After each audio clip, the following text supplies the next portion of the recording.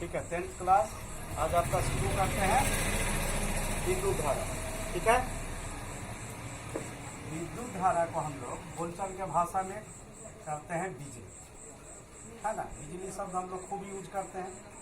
क्या बल्ब जल रहा है, टीवी, बल्ब चल रहा है, टीवी चल रहा है, ट्यूब जल रहा है, सब किससे?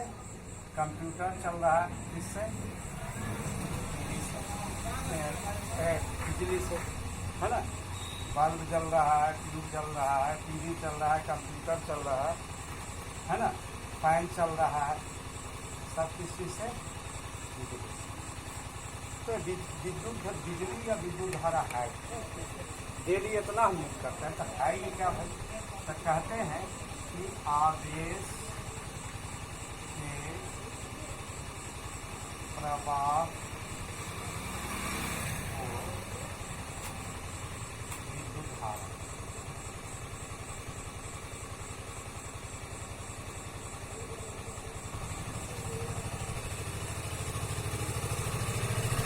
है ना, कहेंगे फ्लो ऑफ चार्ज। शॉर्टकट में क्या कहेंगे? Flow of charge is called electricity.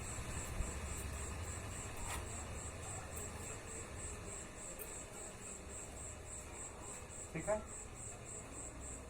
अब है हम कहे एक कि देखिए आवेश है क्या, प्रवाह क्या है, ये समझे तब ना।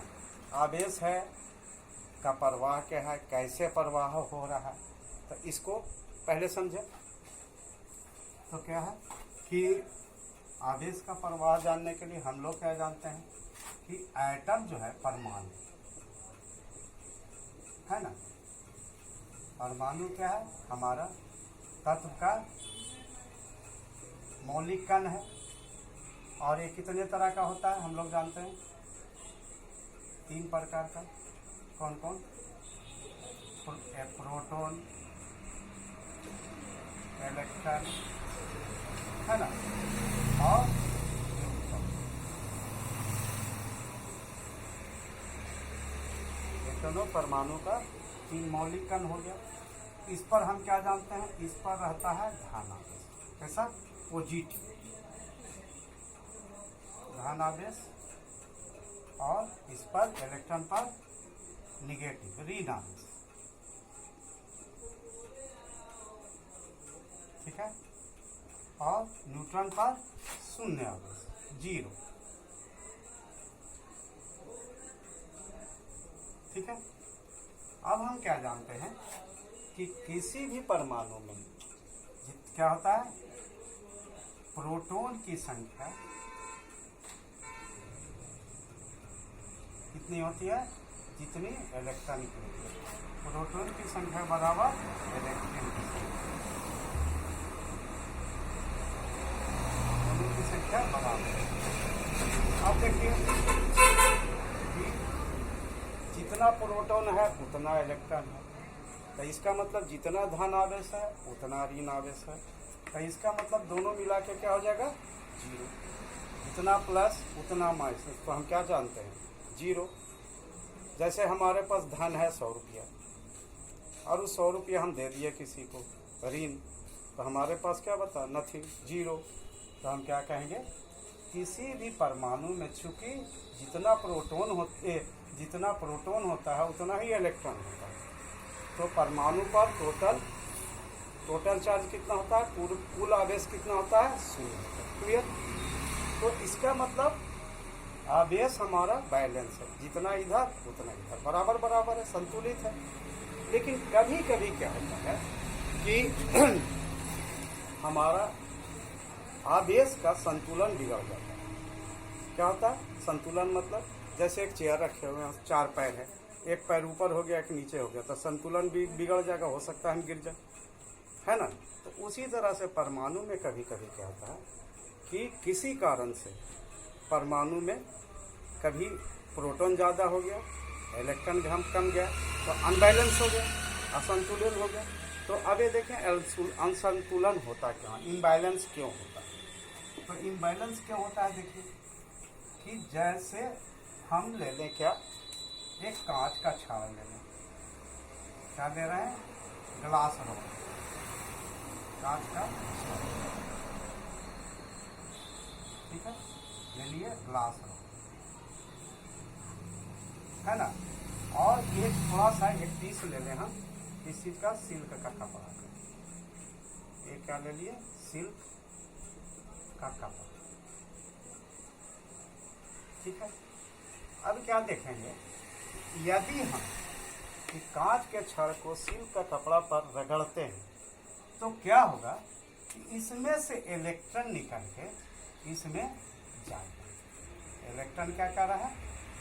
इलेक्ट्रॉन कांच का छड़ में से सिल्क का कपड़ा में चला जाता है ना। आप ऐसे भी हम लोग जानते हैं प्रोटॉन, इलेक्ट्रॉन, न्यूट्रॉन क्या है? बहुत छोटा पार्टिकल है, इनविजिबल है। तो ये कैसे जा रहा है वो तो हमको दिखेगा है नहीं।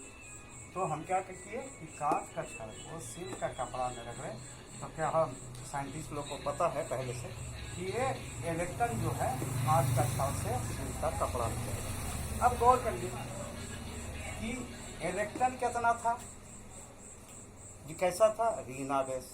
अब किसी में से ऋण घट जाएगा तो उसका धन बढ़ जाएगा, है ना। जैसे आपका ऋण है, किसी को देना है 500 रुपया, हम कह रहे हैं कि 200 रुपया ऋण आपका घट गया, तो ऋण घट गया तो 200 रुपया आपको कम हुआ ना ऋण, तो आपके पास 200 रुपया एक तरह से बढ़ गया।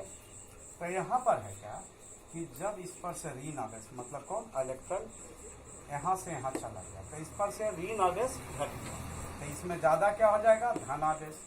तो ये हमारा कांच का छड़ क्या हो गया? धन आवेश। कैसा आ गया?